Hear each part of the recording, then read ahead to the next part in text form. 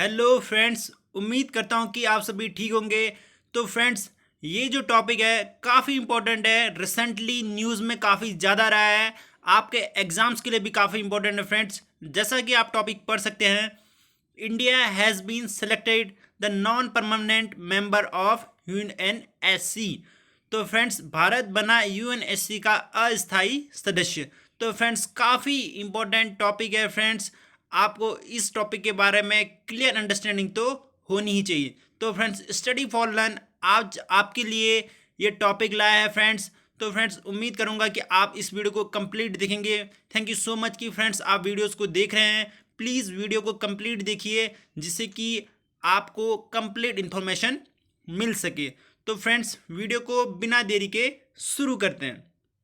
तो फ्रेंड्स, इस वीडियो में हम जानेंगे क्या, तो व्हाट इज यूएनएससी, इसके बारे में जानेंगे। उसके बाद there are 6 group in United Nations, तो कौन कौन से ग्रुप्स हैं उनके बारे में जानेंगे। उसके बाद नेक्स्ट जानेंगे how many countries could be selected as non permanent members, कौन कौन से कंट्रीज इस बार नॉन परमानेंट मेंबर्स के लिए सेलेक्ट हुए हैं। उसके बाद नेक्स्ट जानेंगे how many times India has been selected as non permanent members, तो कितने बार इंडिया नॉन परमानेंट मेंबर के रूप में सेलेक्ट हुआ है उसके बारे में जानेंगे।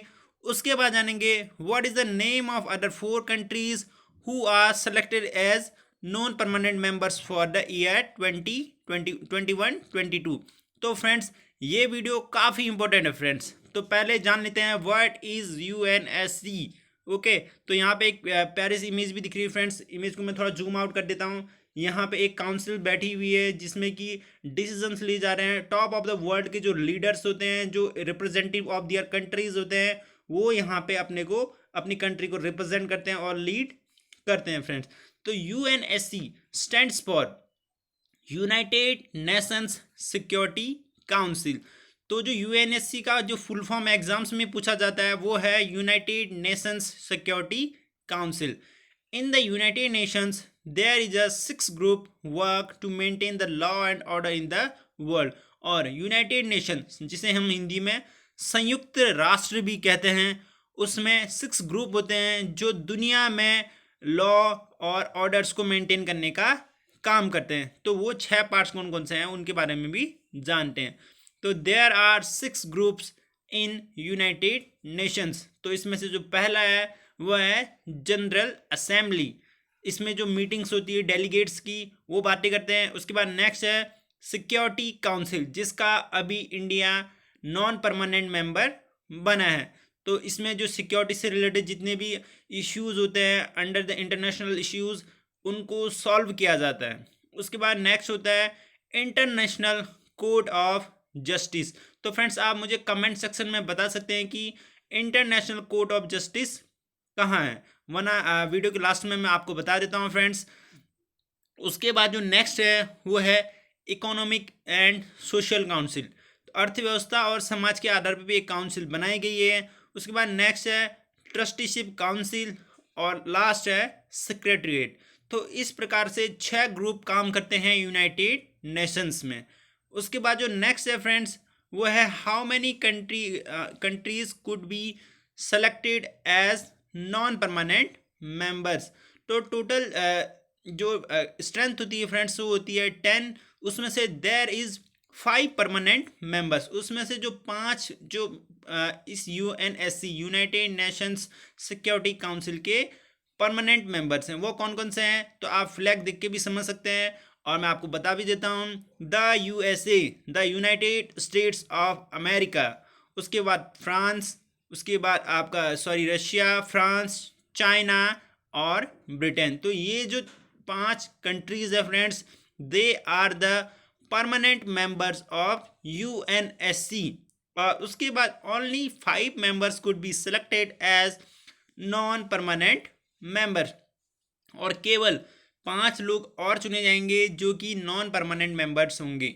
ओके, तो ये कुछ रूल्स होते हैं यूएनएससी के, यूनाइटेड नेशंस के। और मैं बताना चाहूँगी कि जो यूनाइटेड नेशंस है वो आपका बना था 1945 में। ओके, तो ये भी काफ़ी important, after the world war ये यूनाइटेड नेशंस बना था। उसके बाद नेक्स्ट है friends how many times India has been selected as non permanent member, तो कितने बार इंडिया सेलेक्ट हो चुका है as a non permanent member.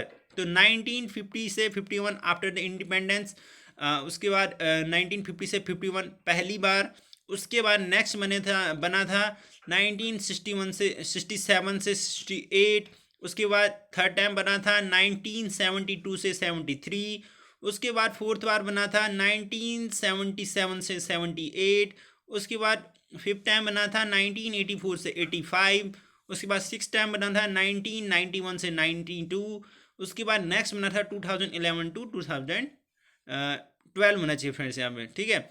और बट लेकिन इस बार का क्यों इंपॉर्टेंट है फ्रेंड्स, इस बार का, but this election around 193 countries 184 assign to India, तो जो यूनाइटेड नेशंस से 193 देश हैं उसमें से लगभग नहीं, एब्सोल्युटली 184 184 देशों ने इंडिया का समर्थन किया था कि India should be elected as non permanent member of UNSC. तो ये इसलिए भी इम्पोर्टेंट था। तो आप ग्लोबली इंडिया की इम्पोर्टेंस, इंडिया की डिप्लोमेसी, इंडिया की स्ट्रेटजी को समझ सकते हैं कि किस प्रकार से इंडिया आज एक टॉप वर्ल्ड लीडर की तरह काम कर रहा है फ्रेंड्स। ओके, उसके बाद नेक्स्ट जानते हैं कि friends what is the name of other 4 countries. तो 5 में जैसा कि मैंने अभी बताया कि 5 कंट्रीज़ नॉन परमानेंट मेंबर्स की तरह सेलेक्ट होते हैं। तो ईयर 2021-22 के लिए कौन कौन से अदर 4 कंट्रीज़ हैं, तो इनमें से they are Kenya, Ireland, Mexico, Norway. तो इनके मैंने फ्लैग्स भी बता रखे हैं फ्रेंड्स, ये वाला तो यहाँ पे सारे फ्लैग्स का बता रखा है, आप मुझे बता सकते हैं कि कौन से कंट्री का कौन सा है। तो फ्रेंड्स ये 4 कंट्रीज और हैं, ये भी आपके एग्जाम्स में ऑब्वियसली आने वाले एग्जाम्स में ज़रूर पूछा ही जाएगा, क्योंकि बहुत बड़ी बात है कि यूएनएससी में इंडिया का सिलेक्शन हो चुका है as a non permanent member. तो वो हैं केन्या, आयरलैंड, मैक्सिको, नॉर्वे। उसके बाद नेक्स्ट है friend, what is the importance of the seat. India के लिए ये सीट क्यों इम्पोर्टेंस है, क्या इसके बेनिफिट्स इंडिया को मिलेंगे। तो by taking non permanent seat in UNSC India can solve the border issue in front of the world. तो जिस तरह से इंडिया अदर कंट्री से रिक्वेस्ट करता है कि हमारे बॉर्डर इश्यूज काफ़ी बढ़ रहे हैं, इनको सॉल्व किया जाए, लेकिन अब as a non permanent member in UNSC India इन इश्यूज को खुद ही रेज कर सकता है और वर्ल्ड के सामने इस सिचुएशन को खुद ही सॉल्व कर सकते हैं।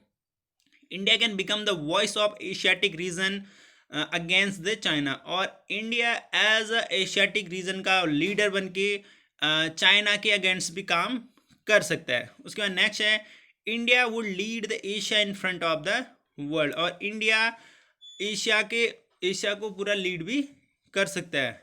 India would lead the Asia in front of the world. उसके बाद नेक्स्ट है, India has the opportunity to become the permanent member of UNSC, और इंडिया के पास ये भी अपॉर्चुनिटी है कि वो परमानेंट मेंबर भी बन सकता है आने वाले टाइम में।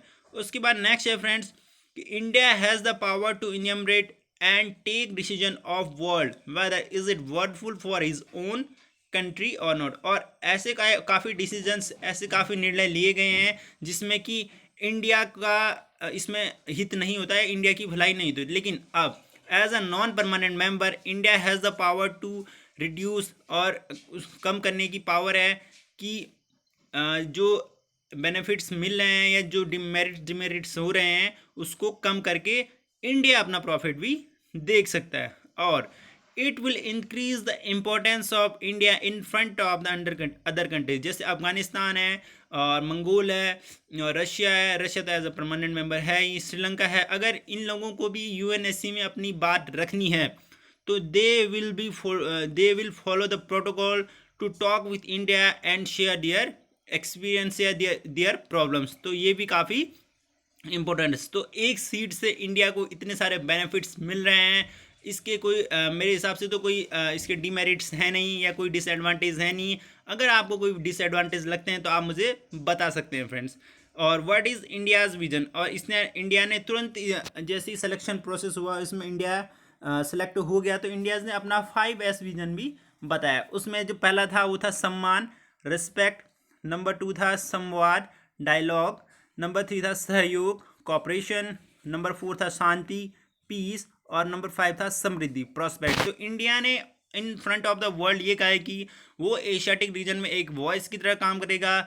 जो लोग जिन लोगों की अप्रोच वहाँ तक नहीं उनकी हेल्पफुल बनेगा, और जिस प्रकार से अराउंड द कंट्रीज़ ने उनको चुना है उनके नज़रों पे खरा उतरने की कोशिश करेगा। तो वेरी इन्फॉर्मेटिव वीडियो था फ्रेंड्स आपके लिए। उम्मीद करूंगा कि फ्रेंड्स आपको वीडियो पसंद आएगी, और प्लीज़ दोस्तों के साथ इस इन्फॉर्मेटिव वीडियो को शेयर कीजिए।